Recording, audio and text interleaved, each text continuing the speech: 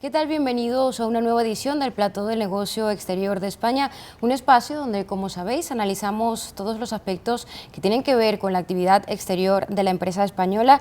Y hoy tenemos un programa muy interesante porque hoy vamos a analizar las tendencias del comercio exterior y para ello contamos con un panel de altísimo nivel. Hoy vamos a poner sobre la mesa cuáles son esas tendencias que afectan a la actividad internacional de las empresas españolas dentro de casa, pero también fuera de ella, en medio de una situación global que, si bien continúa siendo positiva, está dando algunas señales, ya que la OCDE ha explicado que la prospección de crecimiento este año de la economía global es del 2,9%, lo que refleja que es una cifra menor de la que se viene registrando en los últimos 10 años. Y en casa está pasando algo parecido. El Banco de España, en su último boletín, ha señalado que la previsión de crecimiento de la economía española es del 2%, y esto reduce 4 décimas de lo que se había previsto anteriormente.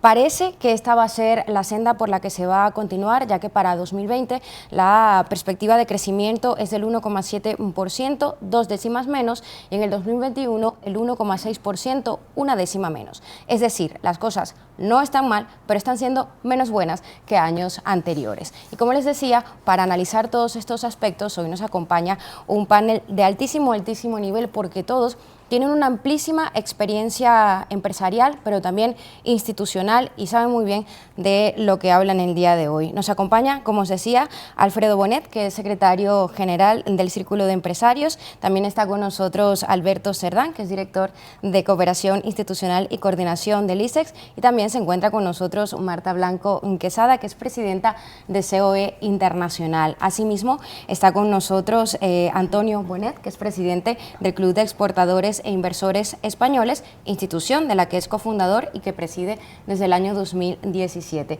Y también está con nosotros Jaime Montalvo, que es director internacional de la Cámara de Comercio de España.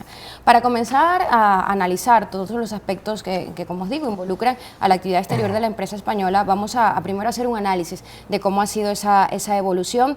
Y comienzo contigo, Marta, porque las empresas españolas, quizá en la coyuntura de la crisis económica, dieron un paso a abordar mercados internacionales, pero esto ya es una tendencia que llegó para quedarse y para formar parte, ¿no?, de las estrategias de las empresas que apuestan por su crecimiento. Pues sí, la primera pregunta yo creo que es muy oportuna, porque efectivamente las empresas españolas justo antes de la crisis pues no tenían una vocación internacional como la tienen hoy en día. Antes se mencionaba un dato que es interesante, y es el dato del crecimiento global, ¿no? Las previsiones en torno al 2,9-3%. Bueno, pues las previsiones de aumento del comercio mundial son del 2,5%, según las últimas estimaciones del Fondo Monetario Internacional. Por lo tanto, es verdad que vamos a asistir a un crecimiento del comercio mundial inferior al que hemos asistido en los últimos años.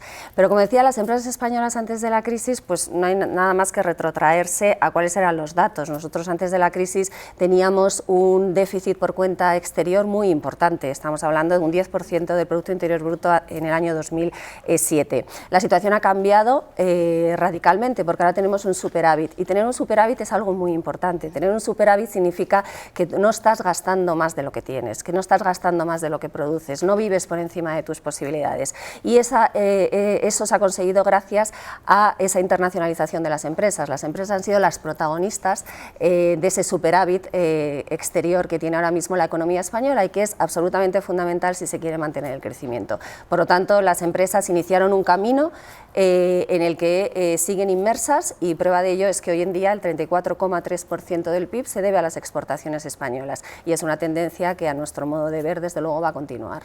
Y tal como señalábamos, en este caso, Alfredo, es parte ya de la estrategia. Quizá las empresas que existían en la época de la crisis apostaron por internacionalizarse, pero las que han venido naciendo de forma reciente ya nacen siendo internacionales, o muchas de ellas. Sí, efectivamente, como decía Marta, el hecho de que la crisis económica tan dura que tuvimos que pasar tuvo un efecto positivo. Algún efecto positivo tuvo, que fue este, ¿no?, el de concienciar a las empresas de que el mercado doméstico no es suficiente y que para poder seguir creciendo tenían que acceder a los mercados internacionales. Eso hizo que se multiplicaran el número de empresas exportadoras y esa base exportadora pretendemos que ya se mantiene, porque una vez que la empresa tiene unas cicatrices grandes de la crisis, es difícil que olvide el riesgo que supone una excesiva concentración de su negocio en el mercado doméstico y, por tanto, acceda al mercado internacional y se convierta en parte de su estrategia de negocio. Ahora es verdad que en los últimos años, con el proceso de digitalización, sí que se ha producido también un proceso que ayuda a esto, porque hoy en día, dado el sistema de telecomunicaciones que existe, las empresas pueden nacer globales. Es decir, antes normalmente las empresas empezaban a vender en el mercado doméstico y después daban el salto al exterior. Ahora hay muchos modelos de negocio en que la empresa nace ya global, es decir, su mercado es el mundo.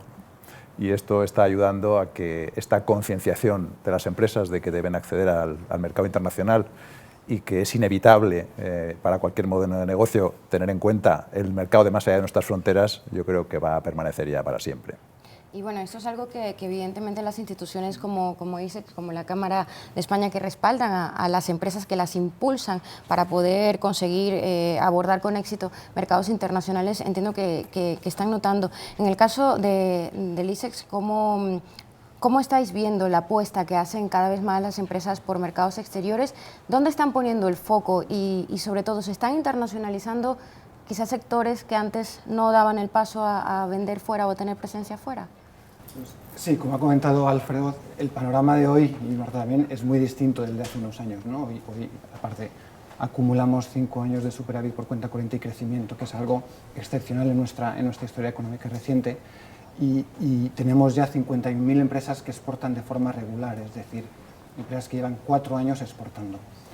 Hay, siguiendo con lo que comentaba Alfredo, distintos modelos de negocio, ¿no? El esquema tradicional de que la empresa poco a poco pues nace, empieza a vender internamente y luego exporta, sigue existiendo, y hay otro grupo de empresas, generalmente las asociamos con las startups, que nacen directamente globales y que tienen la internacionalización casi en el ADN de su nacimiento, ¿no? Lo que vemos nosotros es que las empresas en general, la empresa española, lo que demanda hoy es muy distinto a lo que demandaba hace 10 años, precisamente porque ya hay un ecosistema de empresas exportadoras con mucha experiencia acumulada, ¿no?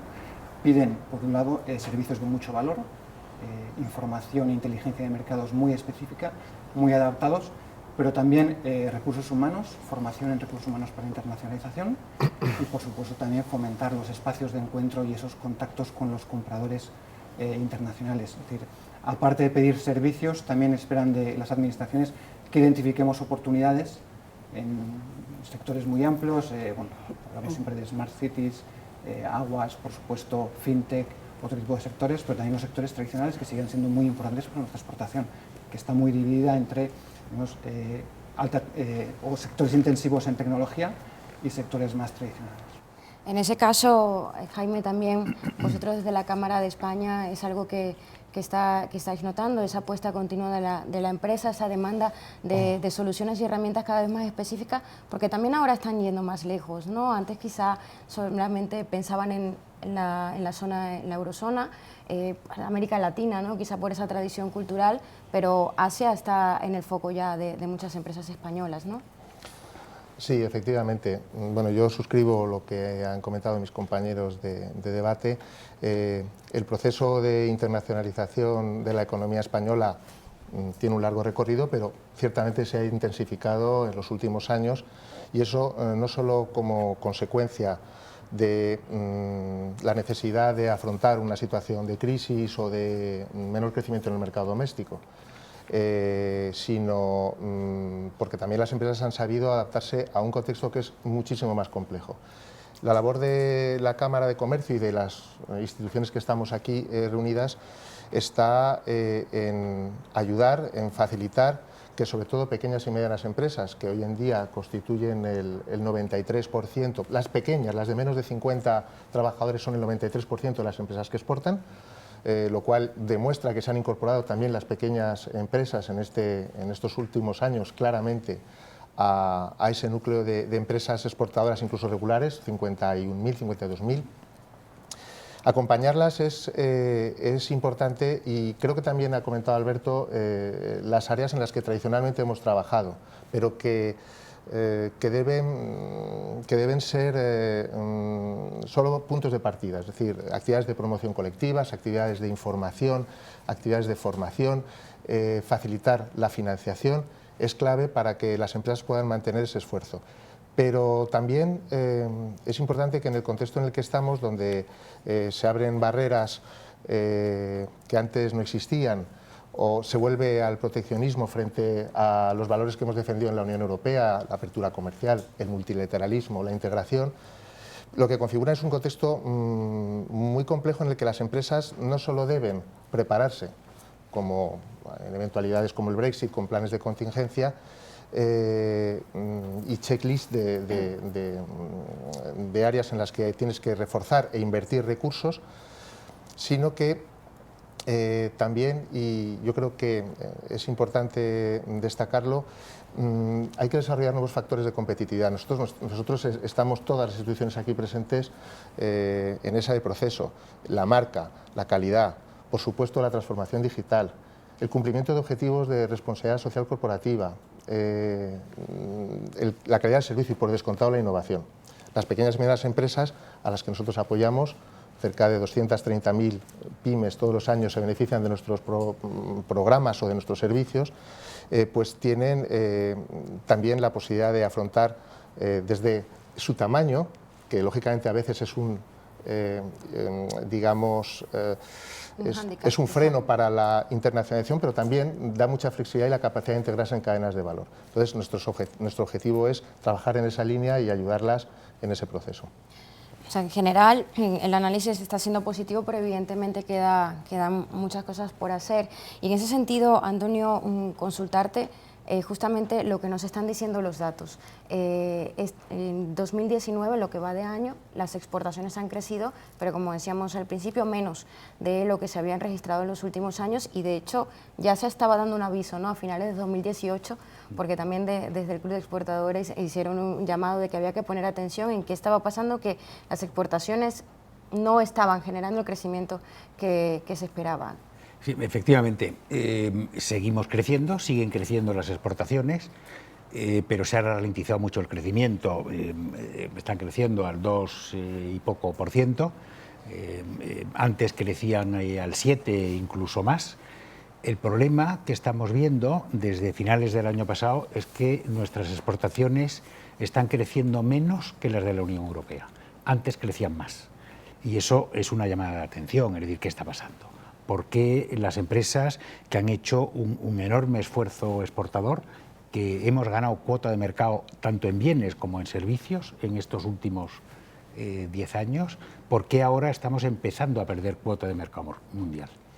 Y es una llamada de atención, es decir, y como decía Jaime, es importante que las empresas continúen con su esfuerzo exportador y con su esfuerzo de internacionalización. ¿Por qué? Pues porque van a ganar tamaño, van a ganar estabilidad, es decir, no van a estar tan pendientes de un único mercado como es el español, pero tienen que prepararse como marca, innovación, calidad, inversión, crecer en tamaño, es decir, muchos factores que van a ayudar o que pueden ayudar a que las empresas sean más competitivas para salir al exterior y para el país es bueno, es decir, las empresas que exportan habitualmente y las de mayor tamaño generan empleo más estable, invierten más en innovación, en fin, hay toda una serie de ventajas que se ven en la práctica de que es mejor tener un grupo mayor de empresas de tamaño un poquito más grande.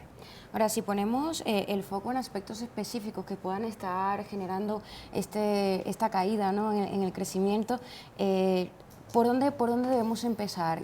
¿Cuáles son esas principales circunstancias que se están dando para que la exportación, para que la salida al exterior no esté siendo tan positiva como en años anteriores? ¿Influye, por ejemplo, la caída, ¿no?, de la demanda de parte de nuestros socios principales, como sería Alemania, Alberto? Sí, por supuesto. Has mencionado las previsiones sobre crecimiento de la economía mundial y del comercio internacional para 2019, que son las peores desde el final de la crisis, ¿no? China está creciendo a la menor tasa desde hace casi 30 años, ¿no? Y varios países asiáticos también se están viendo afectados por la ralentización de China, y en Europa el ejemplo más importante es Alemania, ¿no? Nosotros, pues España ha conseguido diversificar sus exportaciones, pero todavía el 66% van a la Unión Europea, con lo cual para nosotros es fundamental lo que pase en la Unión Europea. Hay otros factores que luego seguro saldrán. Además, desde el 2017 acumulábamos una pérdida de competitividad de precio por la relativa apreciación del euro, que eso parece que se está revirtiendo ahora, más la incertidumbre general. Luego depende mucho de cada sector y de dónde concentra cada país sus sectores principales, ¿no? Ahora, otro quizá de los temas, porque al final los principales socios comerciales de España están dentro de la Unión Europea, es el tema Brexit. En principio y de forma práctica, ¿se está sintiendo en las empresas, en el comercio? Esa es la primera pregunta, Marta. Sí, bueno, el Brexit es un factor de incertidumbre, efectivamente, pero ya que estamos hablando también del contexto global, hay factores domésticos, pero el contexto global ahora yo creo que es muy importante destacarlo. Nosotros estamos asistiendo a una situación de incertidumbre como no se había dado desde hace muchísimo tiempo. Hasta hace nada se pensaba que todos los socios comerciales respetaban las reglas del juego y no había ninguna quiebra en ese sentido, ¿no?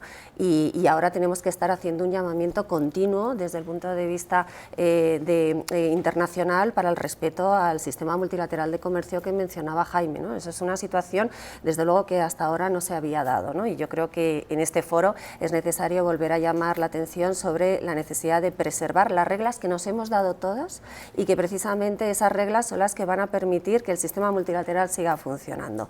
Pero es que además de eso también tenemos tensiones comerciales entre dos socios mundiales muy importantes, como son Estados Unidos y China, con unas tensiones comerciales crecientes que esperamos que se puedan resolver, pero esa es la situación. Y si por si eso no fuera poco, pues tenemos la situación de incertidumbre del Brexit. ¿Qué es lo que le pasa a la economía española y a las empresas españolas? Que claro, está muy bien, es muy positivo habernos abierto tanto, ¿no? Ser una economía tan abierta, pero ser una economía tan abierta te hace más vulnerable frente a la situación exterior.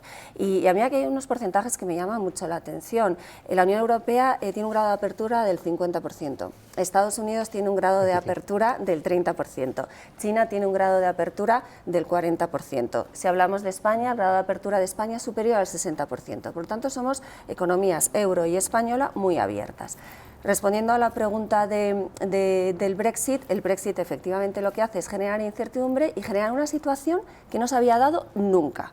Por lo tanto, es muy difícil actuar y pensar qué es lo que va a pasar. ¿Qué es lo que se ha hecho? Pues hablar de los llamados planes de contingencia, para que las empresas estén preparadas ante una situación que a día de hoy no se sabe cuál va a ser todavía. O sea, que se han tenido que preparar en un escenario totalmente incierto.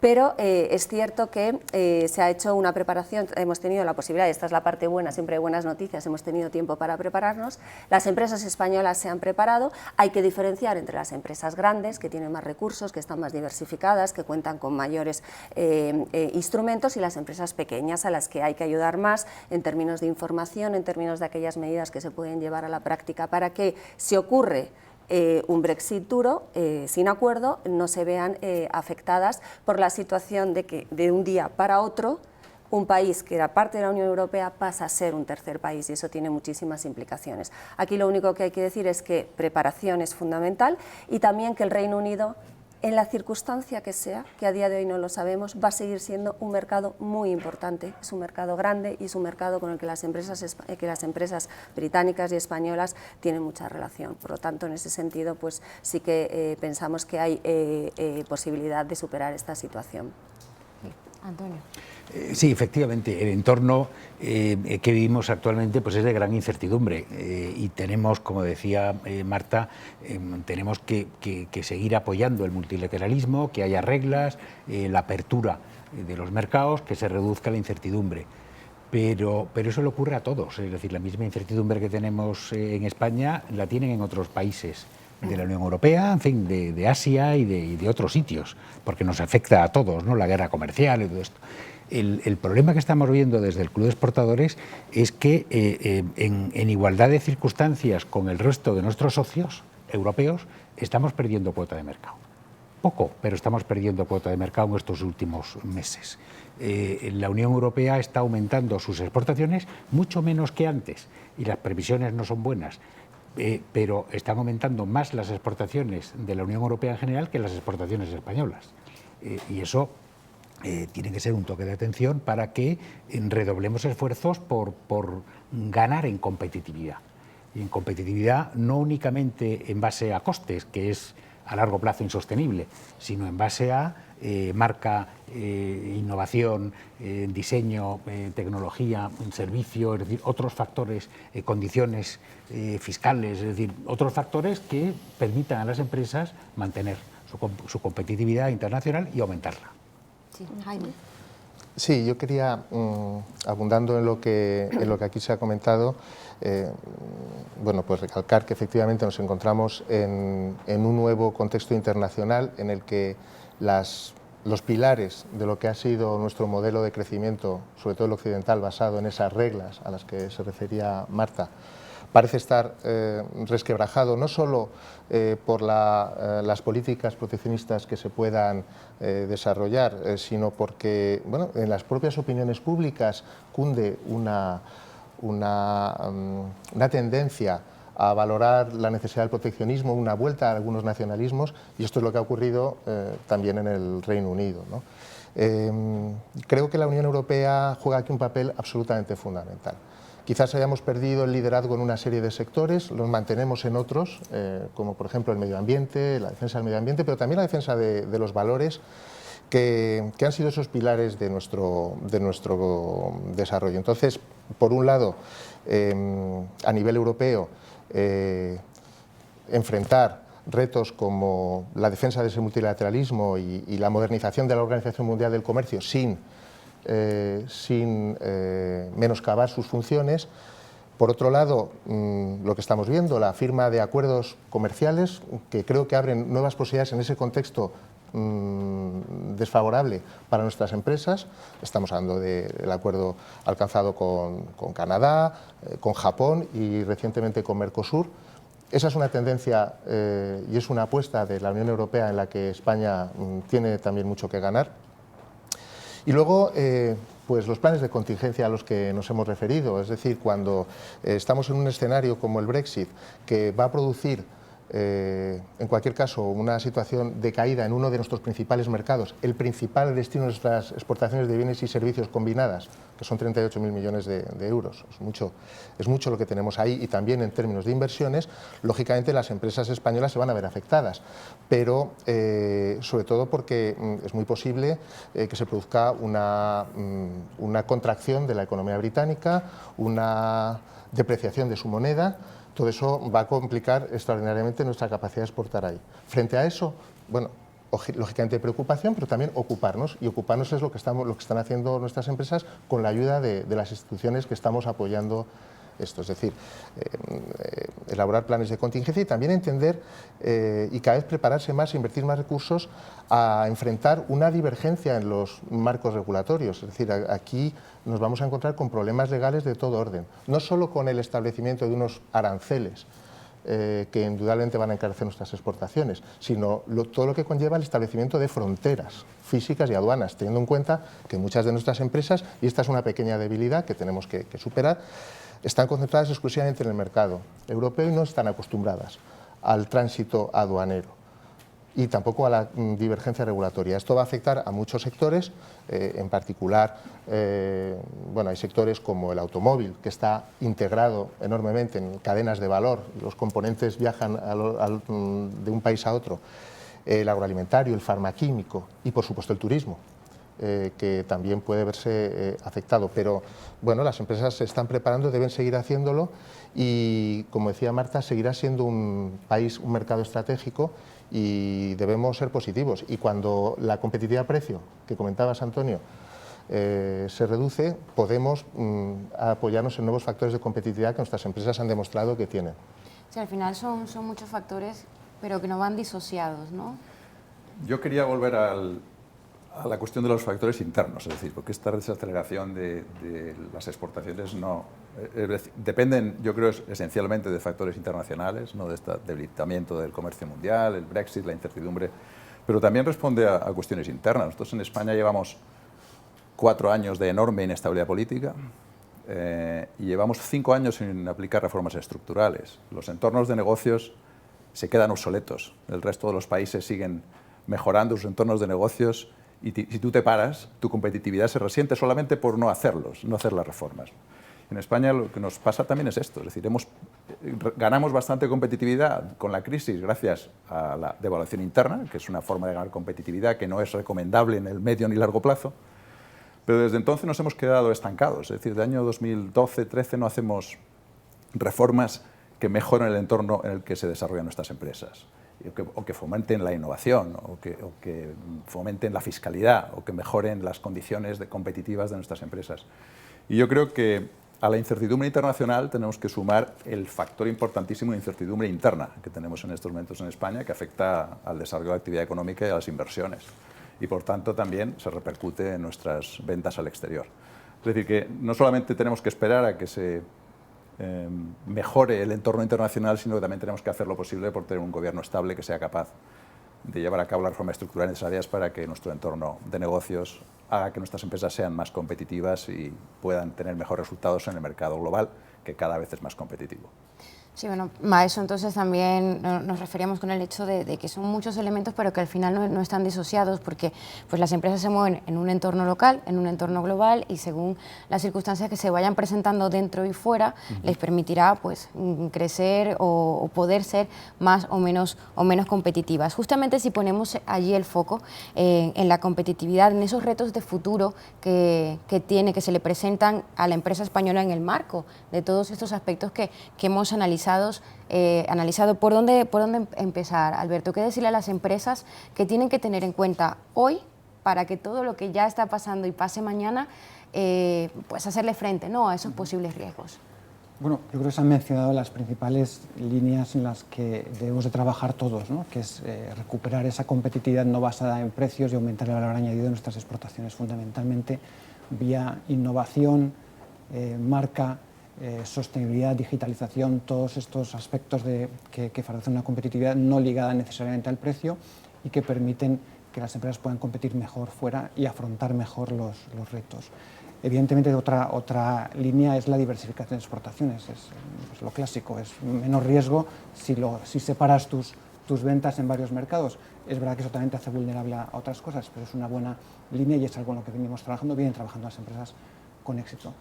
Creo que aunque hay mucho consenso sobre lo que tenemos que hacer, incluido pues, formación, más capital humano para la internacionalización, pues más y mejores departamentos de exportación en las empresas, mejor financiación, está bien no caer nunca en la autocomplacencia y ser consciente de todos los retos que tenemos, ¿no?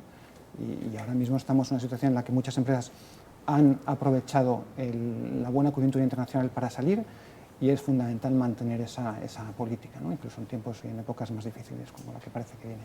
Sí, porque en ese sentido, y tal como se mencionaba, aún quedan cosas por hacer, pero se ha demostrado que la exportación, en el caso desde la experiencia de exportadores, es positiva para la empresa. Es positiva para la empresa. También hay muchos casos de fracasos, o sea, no nos olvidemos de esto, lo sale en la prensa y en los medios, se habla de los éxitos exportadores, pero también hay muchas empresas que han fracasado en sus salidas al exterior. Y el problema del fracaso en la salida al exterior es que luego es mucho más difícil que esa empresa que le ha ido mal vuelva a apostar por salir a los mercados. Por eso es muy importante prepararse bien para salir. Es decir, y prepararse bien es tener, como hemos mencionado aquí, ¿no?, pues tener un departamento de exportación que conozca los mercados exteriores, seleccionar bien qué producto o qué servicio vamos a salir, tener recursos financieros suficientes para apostar por promover nuestros productos o servicios, vamos, desde la empresa, en un periodo de tiempo relativamente amplio. Es decir, no es, bueno, pues mañana salgo a exportar y pasado mañana estoy exportando, tardo un poquito más. Recursos humanos, es decir, y políticas públicas de apoyo a la exportación o a la internacionalización que apoyen, ¿no?, que fomenten, que favorezcan, ¿no? Y desde luego contar con instituciones como las que estamos aquí representadas, que nuestro papel es defender, apoyar, promover, facilitar, ¿no?, lo que es la la internacionalización, ¿no? Desde el Club de Exportadores insistimos mucho en eso, es decir, tenemos 52.000 exportadores habituales, no son suficientes. En España, ¿qué tenemos? 3 millones y pico de empresas, ¿no? Pues falta mucho todavía. Con lo cual, las perspectivas y a medio y largo plazo son buenas. Y hay también otra cosa muy importante, y es que las empresas que han apostado por exportar, en contra de lo que ocurría en otras veces, no se van a retirar de los mercados exteriores. Se han dado cuenta de que es importante para su estabilidad, para sus beneficios, para su crecimiento, para ser más competitivos en el mercado interior. Estar fuera les ayuda. Con lo cual, lo que pensamos y lo que hemos analizado es eso, es decir, que la apuesta se va a mantener y eso es positivo. Muchas gracias, Antonio. Marta. Sí, no, en la misma línea, o sea, efectivamente yo creo que los deberes de las empresas están muy claros, ¿no?